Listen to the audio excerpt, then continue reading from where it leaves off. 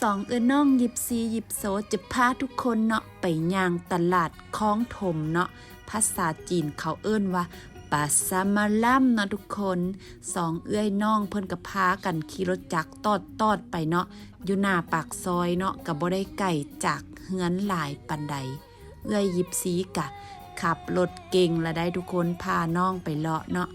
พวกเฮากะฮอดตลาดคลองถมหรือว่าตลาดปาซามาลัมเนาะมาเบิ่งกันว่าเพิ่นจะขายอันใดแน่เนาะก็จะมีทอดไก่เนาะทุกคนแล้วก็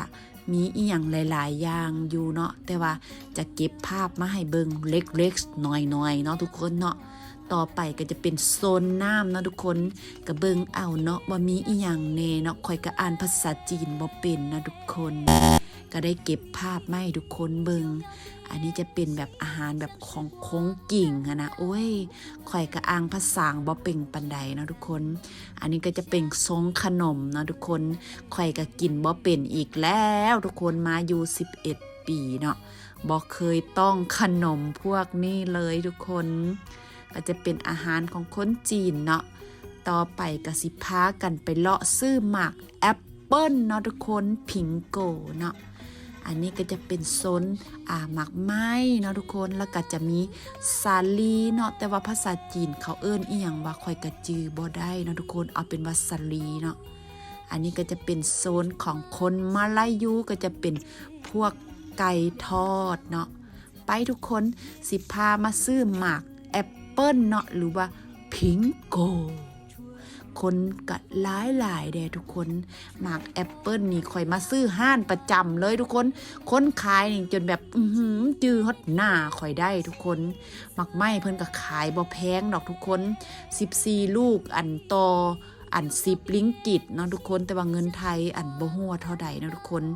หมากแอปเปิ้ลก็หลายทุกคนเป็นตาสะอ่อนขนาดวางขายแบบแบบยาวเหยียดเลยทุกคนแล้วค่อยก็มาเลือกหมากแอปเปิ้ลเนาะเขาเจ้าขายแม่น10ลูกบ่แม่น14ลูก10ลิงเนาะตัวนี้ก็จะเป็นโซน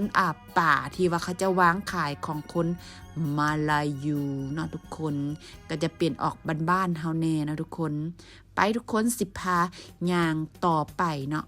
อันนี้จะเป็นขนมอีหยังข่อยก็บ่ฮู้ทุกคนแต่ว่าลูกข่อยนี่ก็มักกินแต่ว่าแซ่บบ่แซ่บ I don't know นะทุกคนข่อยก็กินบ่เป็นอีกเซนเดิมทุกคนกินยากแดเนาะแต่ว่าอันนี้ฮู้อยู่จะเป็นปอเปียกแล้วก็ขนมคงกิ่งนะทุกคนจะบอกว่าห้านนี้แม่นหยังมาคนหลายเอาแท้เอาว่าทุกคนโอ้ยเนาะเบิ่งจักแม่นหยังอาหารอีสังค่อยก็กินบ่เป็นเด้อทุกคนเด้อเบิ่งลูกค่อยทุกคนจักกินอีหยังมาสัมมาสอยโอ้ยบ่ฮู้กินอีกละค่อยก็ได้มายืนถ่ายวิดีโอเนาะแล้วลูกสาวก็มาแวะซื้อน้ำก็จักแม่นน้ำอีหยังค่อยก็กินบ่เป็นเนาะเพราะว่ามันหวานบ่กินเนาะแล้วก็สิพากันกลับเฮือนทุกคนที่กิ่งปาซามาลัมนี่กะอยู่หน้าปากซอยบ้านเนาะบ่ได้ไกลเนาะส่วนข่อยกะถ่ายวิดีโอแล้วกะข่อยสิไปต่อทุกคนสิไปซื้อข้าวเหนียวกะสิได้แยกกันกับลูกเนาะลูกข่อยนี่กะสิเมื่อเฮือนนะทุกคนโอเคคลิปนี้กะขอลาไปก่อนเนาะทุกคนผู้ใดถูกใจกะคอมเมนต์มาผู้ใดมักกะกดไลค์ให้กันเด้อ